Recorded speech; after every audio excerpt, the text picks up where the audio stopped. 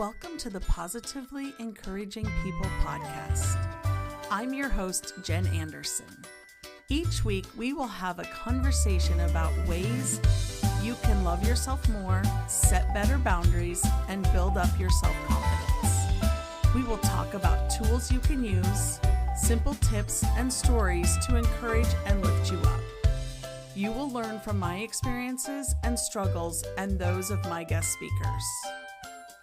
After spending years feeling undervalued in my relationships, jobs, and almost every area of life, I learned how a story from my childhood was keeping me stuck in that feeling because I believed it was all I deserved. By proving that story wrong and learning to set healthy boundaries, I discovered my worth and started loving myself completely. Creating a life that is both fulfilling and in my true alignment is important to me, and if you feel the same way, you are in the right place. So sit back and relax. Your stress-free weekly pep talk with Jen is about to begin. Welcome back to Pep Talks with Jen. I am so excited to have you back for our last episode in May on confidence. This is such a great topic because there's so much that we can cover with that. So I'm sure this topic will come up again. So if you have questions about anything that you've heard over the last month, or you want to discuss anything further, please feel free to shoot me an email, leave me a comment, however it works best for you. I would love to have another discussion about this and talk about what you want to talk about, because that's really what I'm here for. So I did a bunch of posts out on my social media and asked people what their biggest issue around confidence was. And the biggest thing that came up was fear. And so I'm actually going to talk about all three of the things that came up. It was fear, it was feeling unworthy, and just mindset around confidence. But we're going to start with fear. We all know that fear is one of those things that just keeps you from doing what you want to do.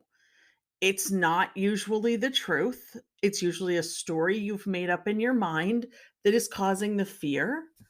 Sometimes it's past experiences, but even at that, you're not the same person that you were when you had that past experience. So how can you assume that the outcome will be the same? So if you're talking about something like public speaking and you had a horrible incident as a high schooler in public speaking and you're now in your mid 40s, how do you know that's going to be the same? You're not the same person, but you're letting it live in your brain like you're going to do the same thing. You now know more, you have more capabilities. Spend more time practicing it in front of the mirror. Spend time recording it on a cell phone and just listen to it back and just learn from your mistakes. Jot down little notes so that you know where you're at. You don't have to be perfect. We're not looking for perfection. Nobody is looking for perfection. Honestly, nobody's even noticing it. Do I have mistakes in my podcast? Absolutely. Do I care? Not at all. Do I want to be perfect? Not at all, because that's not even achievable or attainable. So just, and do it scared. Fear's always going to be there. That's a natural feeling and emotion for us. So what if you fall down in front of people? So what? Whether you do that metaphorically or actually physically fall down in front of people. You might get a little bruised. Your ego might get a little bruised. But do it anyway. Do it again. And do it again. And do it till you get the result you really want. Learn to laugh at yourself. Laughing back at fear, not making fun of yourself, but Honestly, being able to say that was okay, and it was okay that it was okay. Being able to do that is an amazing release of fear because you know that you survived. You didn't die. You didn't even freak out, probably. You probably just did it. And that's really all we can ask for when it comes to fear.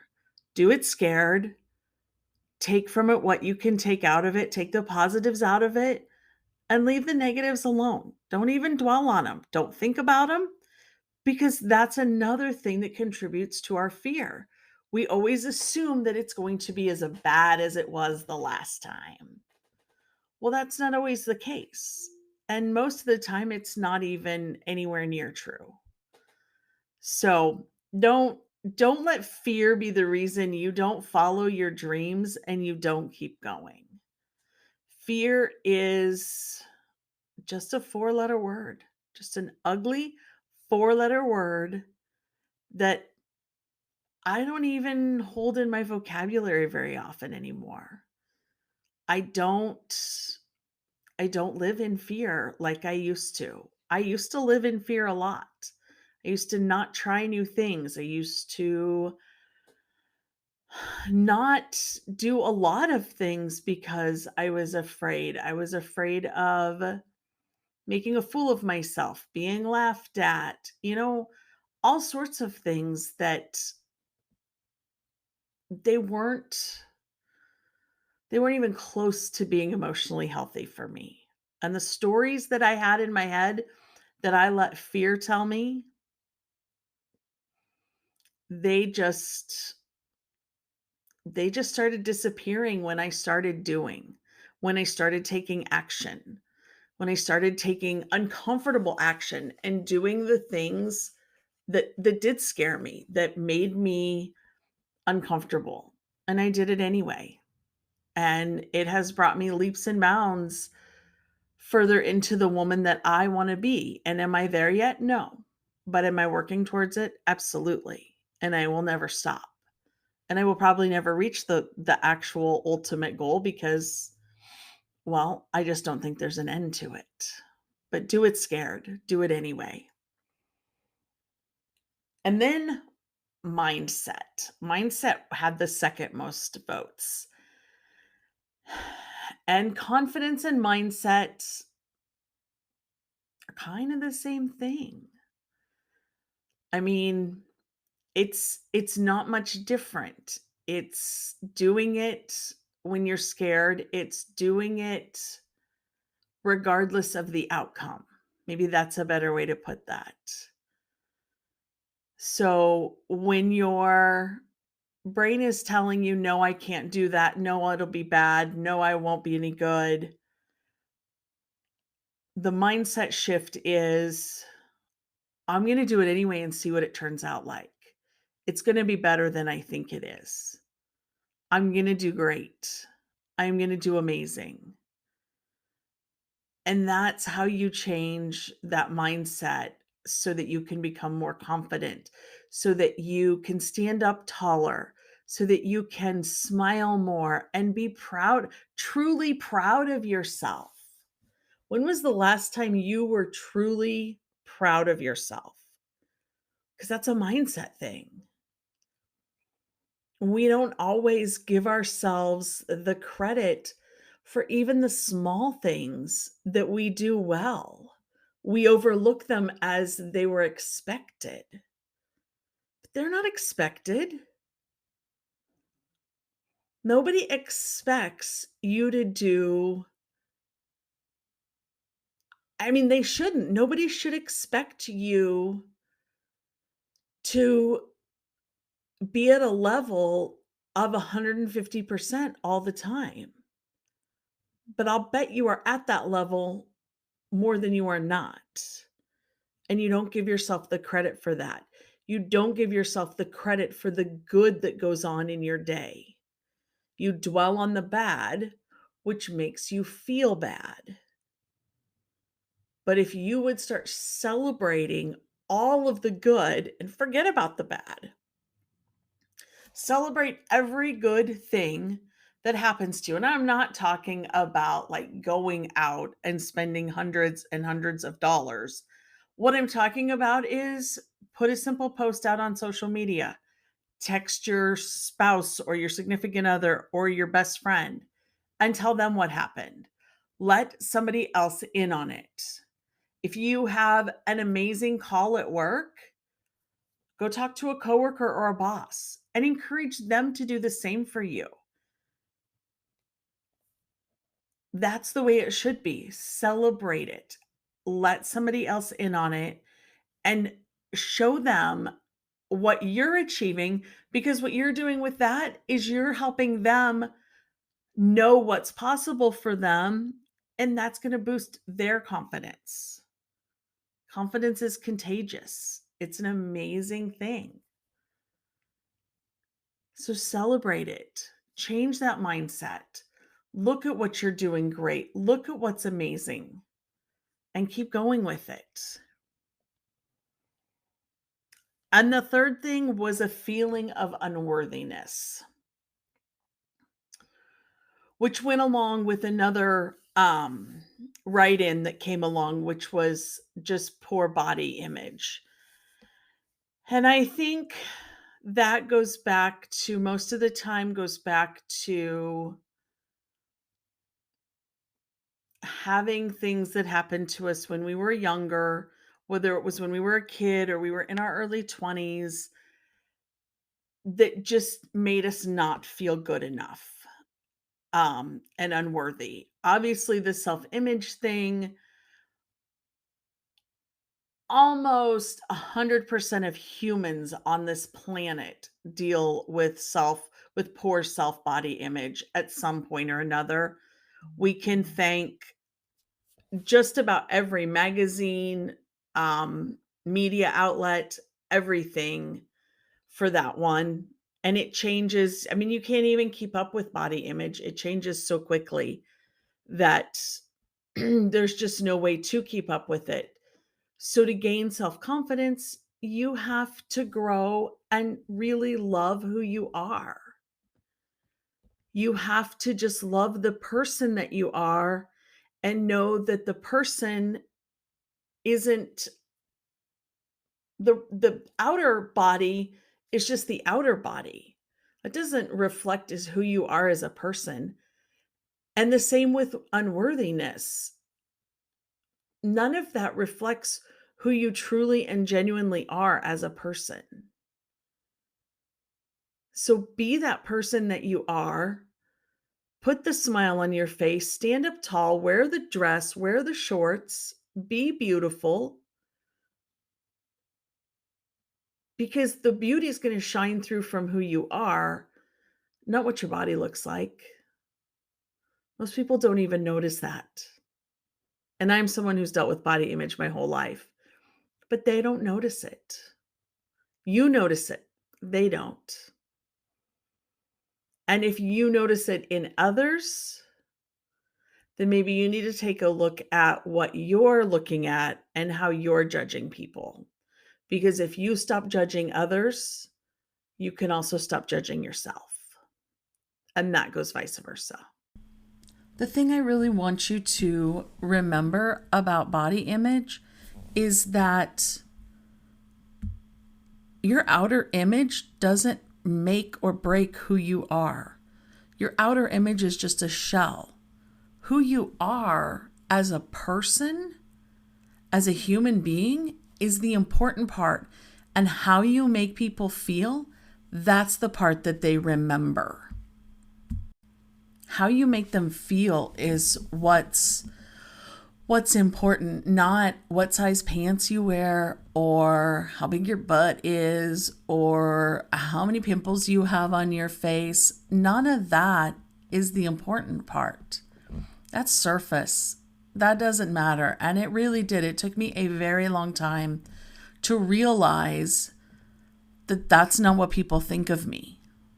Your skin, your size, that's just surface. Your heart, your mind, your soul, that's what's important. That's what people think of when they think of you. I don't think of any of the other stuff. That's just external. I don't think of my friends as whether or not they have long hair or short hair. Yeah, that image might come into my head, but that's not how I describe them. I don't go, oh, well, my friend, she is the really overweight one with the really long curly hair. No, I see she's the one that's kind. She's the one that's always there for me when I need her. She's the one that takes time out of her day to text me to see how my dad is doing or to see how things are going. That's who my friend is, and that's who she is. It's not that she has any of these physical traits or characteristics. So I guess I would just really encourage you to think about that. When you're being hard on yourself, when you're being hard on your body, think about how you would describe the closest person to you in your life. How would you describe that person to others? And when you realize that there's no physical traits that you would use, then I want you to look in the mirror and I want you to describe yourself to you without using physical traits. Talk about the kindness in your heart, the love you have for other people or animals. Talk about the fact that every time you see a dog, you can't not run up and pet it. Whatever it is, use the kindness. I would say that I am compassionate and caring, and sometimes I'm loyal even to a fault. I will stay with people even when I know it's not always the best thing, because I can't handle the hurt that I could cause them if I were to walk away, or I can't handle, whatever it is. Sometimes I'm loyal to a fault, and I know that, and I work on that. It's not always the healthiest for me, but sometimes it ends up being a good thing because people do change and people do come around. So I'm kind of going off on a different tangent there, and I don't mean to, but